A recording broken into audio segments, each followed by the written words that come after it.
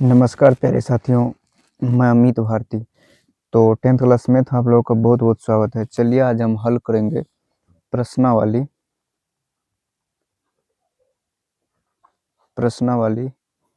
4.1 का प्रश्न संख्या 2 का 4 नंबर आज हम हल करेंगे, क्योंकि 3 नंबर तक बता दिए थे। अगर मेरे साथियों आज अगर आप लोग नहीं देखे हैं पीछे वाला वीडियो, तो प्लेलिस्ट में आप लोग जा करके 3 नंबर तक का वीडियो, 2 का 3 नंबर तक वीडियो आप वहाँ से देख सकते हैं।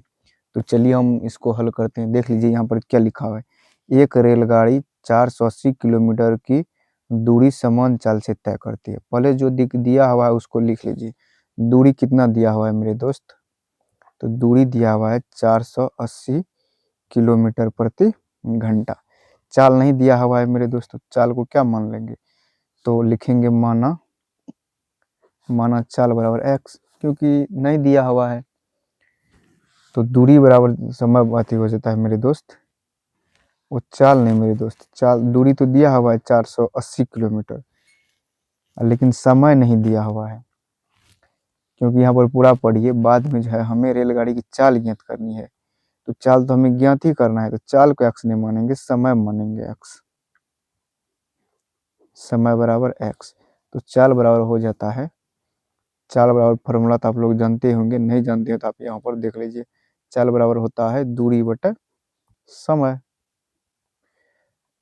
तो इसको यहाँ पर बैठा दीजिए मेरे दोस्त। दूरी कितना है? 480। उसके बाद समय कितना है? समय अभी माने हैं जस्ट नीचे में, तो समय माने हैं एक्स, तो यहाँ से हो जाएगा एक्स। अब दूसरा इक्वेशन देख लीजिए मेरे दोस्त। दूसरा इक्वेशन नहीं, मतलब इसी का दूसरा पार्ट पढ़िए। यहाँ पर क्या लिखा हुआ है। यदि हम इस सॉरी, ये वाला प्रश्न था। यदि इसकी चाल 8 किलोमीटर कम हो जाता है। चाल कितना हो जाता है? 8 किलोमीटर कम। तो चाल हमने कितना माना है? एक्स। तो इसमें से बोल रहा है कि 8 किलोमीटर कम हो जाता है। तो इसमें से हम 8 को जो है क्या करेंगे? माइनस कर देंगे मेरे दोस्त।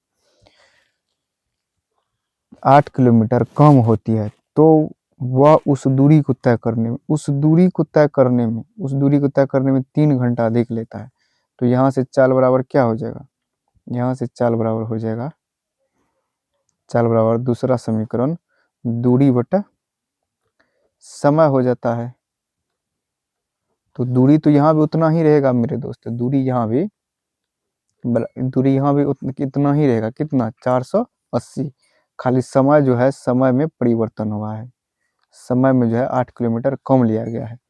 तो फिर चाल बराबर क्या हो जाएगा? दूरी बटे दूरी 480 है, समय कितना है? x minus 8। तो देख लीजिए मेरे दोस्त। अब चलिए यहाँ पर हम लिखेंगे प्रश्न से।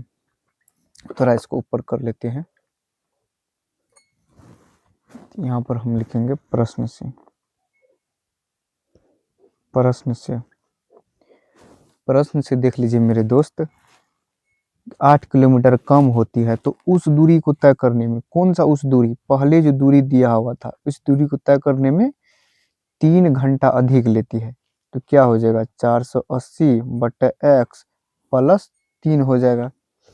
क्योंकि उस दूरी को, उस शब्द जो है पीछे वाले के लिए यहाँ पर यूज किया गया है। उस दूरी को, यानी कि हम जा रहे हैं कहीं, मान के चलिए अभी मेरा चाल 3 किलोमीटर है, हम पीछे वाले चाल को पूरा करने के लिए 3 घंटा अधिक लेते हैं। इसका मतलब अभी तो इतना हो गया, लेकिन इतना घटने के बाद उस दूरी को, यानी कि पीछे वाली दूरी को तय करने में 3 घंटा अधिक लेता है, इसलिए यहाँ पर प्लस हो गया।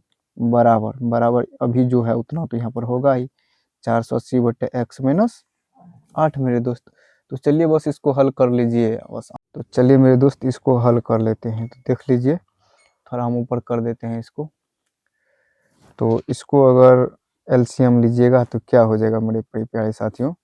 हो जाएगा, नीचे में हो जाएगा एक्स, यहाँ पर हो जाएगा 480 या प्लस 3x हो जाएगा, बराबर 480 या बटे एक्स माइनस 8 हो जाएगा।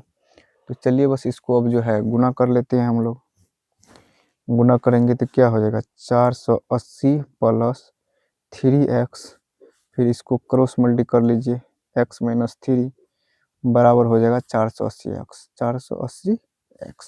तो चलिए इसको अब गुना भाग कर लेते हैं।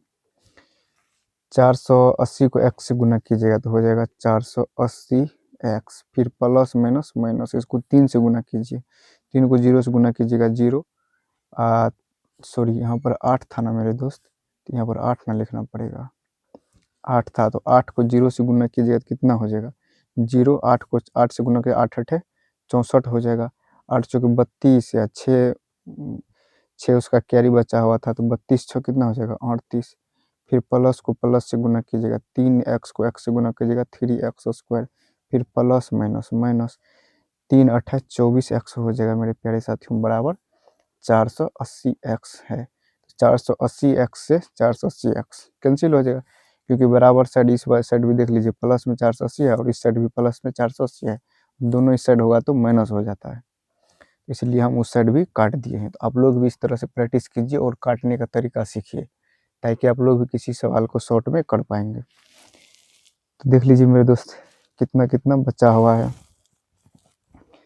तो स्क्वायर वाला को पहले लिखिए, क्योंकि द्विघात समीकरण हमको बनाना है ना, तो 3x², और उसके बाद x वाला लिखिए, तो लिखेंगे -24x, उसके बाद बिना x वाला ये बचा हुआ है -3840 बराबर 0।